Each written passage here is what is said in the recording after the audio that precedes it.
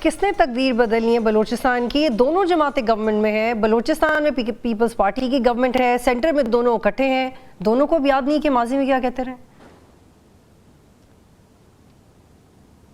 دونوں پارٹیوں کی حکومت ہے، لیکن اصل حکومت تو کسی اور کی ہے، اور ان کی مرضی بغیر وہاں پتہ بھی نہیں ہلتا۔ جو سی ایم ہے وہ پتہ ہے آپ کو، وہ پیپلز پارٹی کا لیبل تو ضرور لگا ہوا ہے، لیکن وہ کس کے ہیں اور کس کے احکامات مانتے ہیں بھی سب کو پتہ ہے۔ تو اصل تو چیز یہ ہے کہ بلاول بھٹو جو ہے ایک پولیٹیکل کارڈز جو ہے انہوں نے بلوچستان میں جا کے کھیلا۔ وہ ہمیشہ کبھی زرداری صاحب جاتے ہیں تو بلوچ کارڈ کھیلتے ہیں، وہ گئے ہیں وہ پولیٹیکل کارڈ کھیل رہے ہیں، اور وہ جو اس میں اہم بات ہے وہ یہ کہہ رہے ہیں کہ میں نے جو ہے ورلڈ بینک سے قرضہ لیا جو وفاق استعمال کر رہا ہے۔ تو حکومت میں تو ظاہر سی بات ہے شہباز شریف صاحب ہیں، اور شہباز شریف صاحب بھی جب تک ان کو کسی چیز کا اشارہ نہیں ہوتا وہ کوئی کام ایسا کرتے ہی نہیں ہیں۔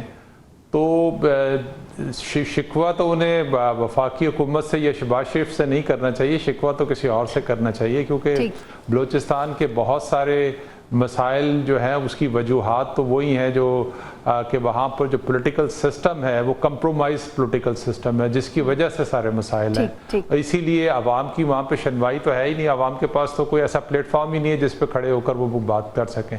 اگر وہ بات کرتے ہیں تو پھر ان کے اوپر جو ان کے ساتھ جو کچھ ہوتا ہے یا ان کے اوپر جو کس قسم کے دیتے ہیں، تو پھر آپ کرسیوں کے اوپر آپ کیوں بیٹھے ہوئے زنیرہ؟ اگر آپ کام نہیں کر سکتے، آپ ایکچولی نمائندے نہیں بن سکتے، تو آپ ریزائن کیوں نہیں کر دیتے؟ کام کیوں نہیں کرتے؟ سرفراز بگٹی صاحب کی اپنا تو ووٹ بینک بہت کمزور ہے ڈیرہ بگٹی میں، وہ بڑی مشکل سے اس کرسی پہ پہنچے، الیکشن کی بدولت نہیں پہنچے۔ تو اب پیپلز پارٹی کو ریئلائز ہو گیا ہے کہ سی ایم ٹھیک نہیں ہے، کسی اور طریقے سے کام کرنے کی ضرورت ہے، کیا سوچ رہے ہیں؟ پیپلز پارٹی کی پالیٹکس تو بطول بالکل سمجھ سے باہر ہے۔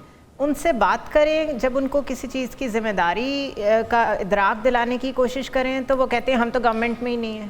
جب ان سے پوچھیں کہ اچھا یہ پھر آئینی ترمیم کیوں لا رہے ہیں، وہ کہتے ہیں یہ تو ہمارا ایجنڈا ہے، کیونکہ یہ بے نظیر بھٹو کا COD میں لکھا ہوا ہے تو اس کا تو جھنڈا ہی ہم نے اٹھایا ہوا ہے۔ وہ اپنا گول پوسٹ چینج کرتے رہتے ہیں ایز اینڈ وین کنوینئنٹ۔ جس سے بات کریں، جب ان سے پوچھیں اچھا پھر آپ کو جلدی کیا ہے آئینی ترمیم کی، کہتے ہیں نہیں ہمیں تو کوئی جلدی نہیں ہے، وہ تو گورنمنٹ کو جلدی ہے۔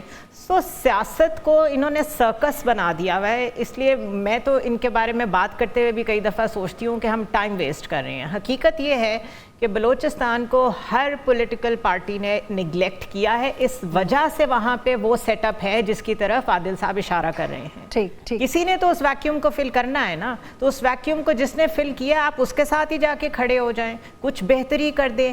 ہر دفعہ پیکج و آغاز بلوچستان، تحفظ بلوچستان، پیکجز دے کے صوبے نہیں چلتے، ان کو رائٹس دینے پڑیں گے۔ اس کے بعد پھر آپ کمپلین کرتے ہیں کہ باہر سے انٹرونشن ہو گئی، سو غلطی ہماری ہے، اس کو اون کریں۔ افتخار صاحب، مریم نواز صاحبہ بھی بہت ایکٹیو تھیں، وہ بھی اب نہیں ہیں Balochistan.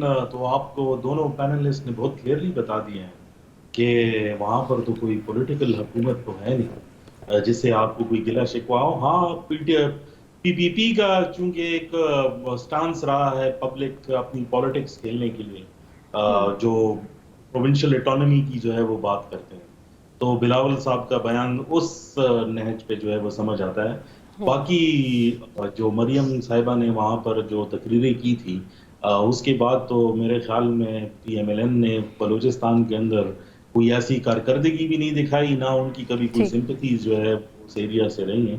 It's just rhetoric, empty rhetoric. نہیں لگتا ہے ایسے کہ فیوچر میں بھی کوئی امیڈیٹ سیناریو میں بہت شکریہ جی، بہت شکریہ آپ تینوں کا پروگرام میں جوائن کرنے کے لیے، پروگرام دیکھنے کا شکریہ، اللہ حافظ۔